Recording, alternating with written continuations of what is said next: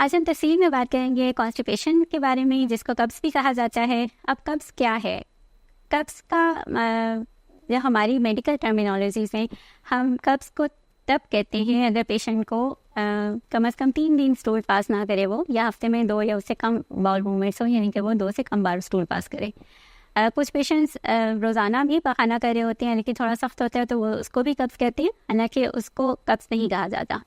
कब्ज़ की वजूहात मुख्तलिफ हैं, जैसे कि कुछ पेशेंट्स में तो बीमारियां होती हैं, सिस्टमिक डिजीज़ लाइक थायराइड का मसला हो सकता है, हाइपोथायराइडिज्म में कब्ज़ हो सकती है, कुछ पेशेंट्स में डायबिटीज़ है, शुगर के साथ कब्ज़ हो सकती है। इसी तरह से कुछ पेशेंट्स को पार्किंसन डिजीज़ होती है ओल्ड एज में, उसमें भी कब्ज़ हो सकती है।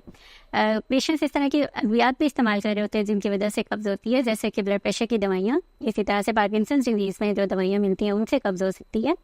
आजकल गर्मियों का मौसम है, कम पानी पीने से कब्ज़ की शिकायत होती है। पेशेंट्स लो फाइबर डाइट लेते हैं, फाइबर नहीं लेते डाइट में, डिहाइड्रेशन होती है, इंटेक सही नहीं होती, तो इन सब वजूहात की वजह से कब्ज़ हो सकती है। और कुछ पेशेंट्स में कुछ ख़तरनाक बीमारियां भी हो सकती हैं, जैसे जिनको हम कैंसर वगैरह कहते हैं, उनमें भी वो कब्ज़ के साथ प्रेजेंट कर सकते हैं, या फिर इन्फ्लेमेटरी बॉल डिजीज़ है उसमें भी कब्ज़ हो सकती है।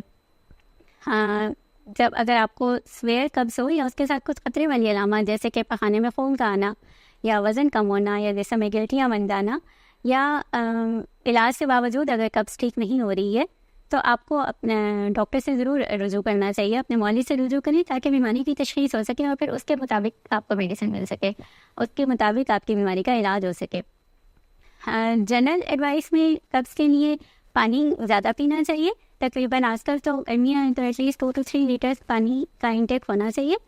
और इसके अलावा हमें डाइट में फ़ाइबर ज़्यादा लेना चाहिए। अब हाई फाइबर डाइट से होती है, जिन चीज़ों में ज़्यादा फाइबर है उसमें फ्रूट्स आ जाते हैं, एप्पल है, इसी तरह से वाटरमेलन है, मेलन है, कुछ वो वाटर फ्रूट्स होते हैं, उनमें फ़ाइबर भी होते हैं।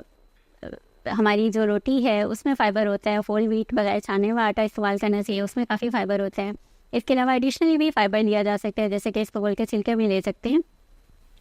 और इसमें एक और चीज़ इम्पॉर्टेंट है कि स्पेशली हमारी यंग जनरेशन में कुछ बच्चों में प्रॉपर तरबियत नहीं दी जाती कि किस तरह से हमें पखाना करना चाहिए।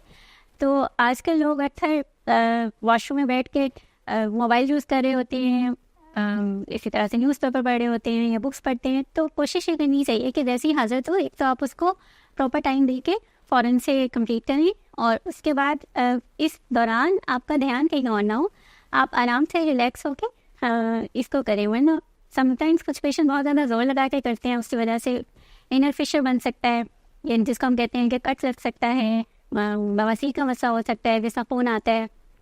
इसी तरह से और भी पेचीदगियाँ हो सकती हैं कॉन्स्टिपेशन की वजह से।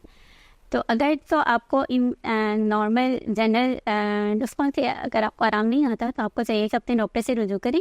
हम यहाँ पे हर तरह का टेस्ट भी करते हैं, इसके लिए कोलोनोस्कोपी का भी टेस्ट करते हैं, एंडोस्कोपी का भी टेस्ट करते हैं।